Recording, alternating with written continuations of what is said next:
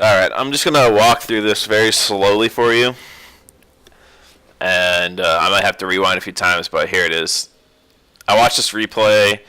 The beginning of the game when he invaded you, you just willingly fought him. So let me just go back here.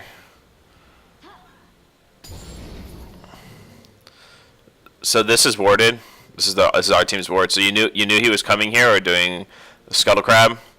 So in an instance like this, you'll see. Here, let me just play it right here. All right, so you killed the Gromp. You don't know where he is yet because you don't have vision.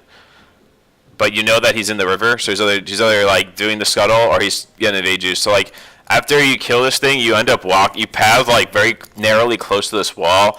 You don't want to do that. You always want to step out like over this way and then hook around the corner because you don't want to get blindsided by this guy. But like if we go like now, we'll go to your point of view. Do fog of war. Wait a second. Oh, I have to like hit play. Hold on. So I'm just gonna go back a little bit in a second. So I'm gonna put it on. I'm gonna put it on yours as soon as I hit play. All right. So this is your point of view. So like you don't see him. Well, wait. I don't know. This replay is being fucky, but anyway. Point being. It was like bad pathing, and you realistically probably could have lived. So a couple things you could have done, like if he auto attacked you, the only slow he has is like the red buff and the spikes. So you could have done a flash over like this wall here, and then just like ran towards the turret, towards your team. But yeah, this one was pretty easy to live from. The takeaway is just like path like when you know they're in the river, they might be invading you. You don't want to just like path around corners like this. Because this is where they wait. Like if I was Udyr, I would wait like in this corner, knowing that you were about to leave, or I would go around this way and then like pop around this corner. So, yeah, all right. Then you end up doing this play at Krugs. That wasn't so bad. I don't remember where it was. I'm actually gonna like. You actually got here it is. You actually got the big Krug and the small Krug that goes along with it. So you technically cleared the entire camp before you invaded. So it's not actually that big of a deal. Like you get some of the small ones, but that's like you got most of the experience and most of the gold already. So just dip out. Whatever, it's no biggie. All right, anyway, back to this is the big deal here. This is like you could have played this astronomically better and came out on top. So I'll slowly walk you through this. So you end up doing this. Let's go like really slow at 0.5. So the first thing is like you don't have any vision in the river, so you don't know this guy's coming. There's no vision at all. So you're doing this and you're using your abilities, right? So you use your E, you use your Q. Your biggest blunder happens right in the beginning. So he hops over this wall, and then you end up immediately smiting. All right, like that smite right there that you used.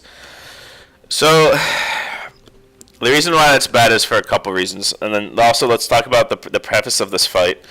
This guy has a longsword, and you don't. So he has that small item advantage on you, but the thing is you're level 5 to his level 4. So at the end of the day, like you might actually be better off than he is, even though he has a longsword. And you guys both have blue smite. The reason why that blue smite was really bad is because one, you've now just put the buff into one auto smite worth of killing, right? So like all he has to do now is auto attack that one time and smite it, and he gets the buff. The other thing is you haven't even like really started the fight yet, so if you're gonna be smiting to get your health back, you could have just waited. Another thing is if you didn't smite the buff and put it at one auto attack and smite to doubt on this Khazix, he would at this point where he's standing start tanking aggro from the blue buff. Like the blue buff would start hitting him, so he would not only be taking damage from the blue buff, but he'd be taking damage from you. So then with that aside, if you ended up like blue smiting during the fight and he was taking a bunch of like damage from the blue buff, you would have just killed him. Like all things equal, like for whatever else played out. So let's play this fight further. So now like your abilities, as you can see, like you actually have your abilities back. And he has all of his abilities. Well, wait. I don't think it's properly showing cooldowns here. All right, so here, so okay, nah. So his jump and his W on cooldown, and your E is on cooldown. All right, so you back up here to wait for your Q, which is good. But here's the thing. Okay, now he hits that. All right, see now he just hit level 5, so now you're both level 5, and this guy's a longsword on you. So this is not bueno. So at this point, he definitely has a technical stat advantage. But even so, we still have potential outplay here. But so we'll commence. You'll end up standing still and just attacking the entire time. He hasn't dropped the word in this bush at all, and you're still standing here just taking aggro. So here's the thing: you have to be aware that Kha'Zix has shorter cooldown on his Q than the rest of your abilities, other than the fact that your E recharges. So the longer the fight goes on, the more chances he has to use his abilities over you. The other thing is, like I just mentioned, you just stood there and got attacked, and you're just like heading him in place. You need to be attack moving, and this is a scenario where after you used all of your abilities, you want to attack move backwards. And the way that you would have won this fight, let me back up a little bit. The way that you would have won this fight, despite everything else that had happened, it comes after you blow your combo, which I will point out right here. I'll slow it down a little bit. Okay, you hit him with your combo, right?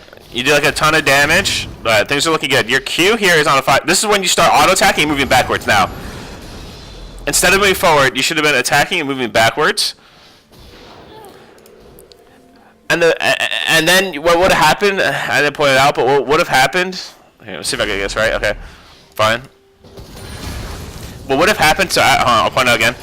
Right after this. Alright. Now you should start attack and then move backwards. And then, right there. That's when you should have started attacking and moving backwards. And I'll tell you why. You see how your Q at that moment, right before I just paused it, your Q at that moment was about a 3 or 4 second cooldown.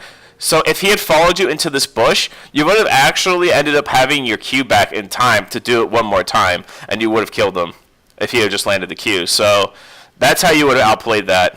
Also, like, do you have yeah. Also, if you hadn't smited like right off the beginning, you would know. But anyway, yeah. So that's it. So anyway, you should have attacked, moved backwards, and then got a second Q off, and then Q back into him. If you moved back into the bush and this guy just ran away instead, all right, it is what it is, and no one dies. But the only way that you're gonna kill him is if you did the outplay that I had mentioned. All right.